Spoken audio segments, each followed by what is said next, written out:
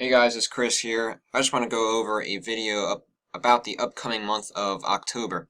I have not done a video in quite some time or even posted on the Facebook page.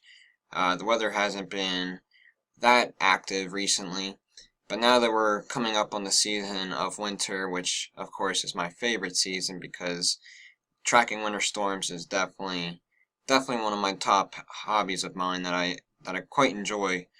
Unlike some people out there that hate the snow or whatever because they have to drive in it, I love to track it and I love to share the news to you guys about what we might expect in the upcoming winter. Now, this is just a video about October, and what we're looking at here is temperature anomalies from July to August of this past summer here. September's not fully in yet because we have not completed the month, obviously. Now, September will remain above average, just like this map shows here. As you can see, the higher anomalies are across the eastern United States mainly, and across Pennsylvania is one of the warmest summers on record. And really, the warmth is fine in my opinion, but the humidity was extreme this year. It was tough to work in it. I know I work outside in it. I'm sure many of you do as well.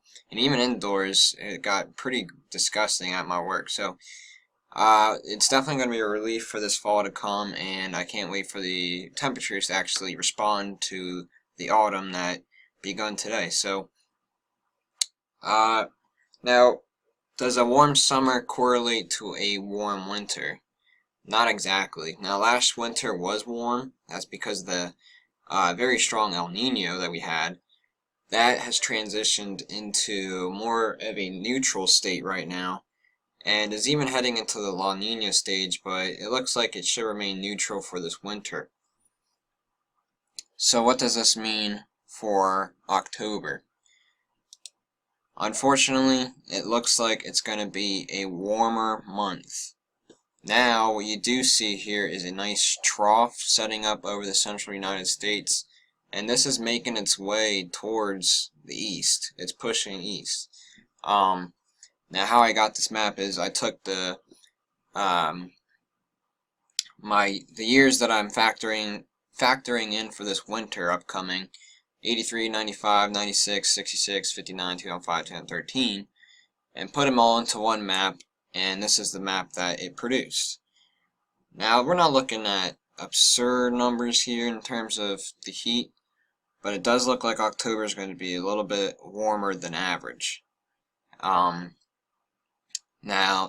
it doesn't matter for winter lovers really, because it's not like we get snow in October. Now, we do have those rare years where there is a snowfall occasionally, like I think it was 5 years ago when we got snow in October. But that's a rarity here, and for snow lovers, a warm October does not mean a crappy winter is ahead for snowfall and cold.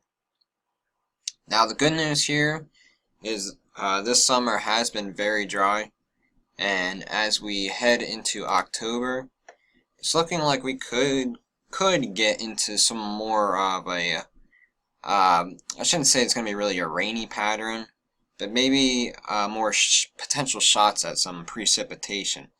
The tropics might be getting more active as we head into October. There's some signs on long-range models, but they're just signs at this point.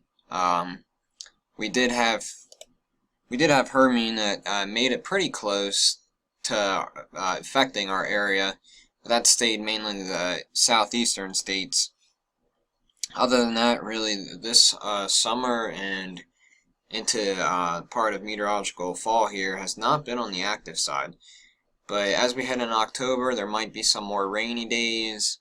Again, we're not looking at like the whole month of October is all damp and dreary. We're not looking at that.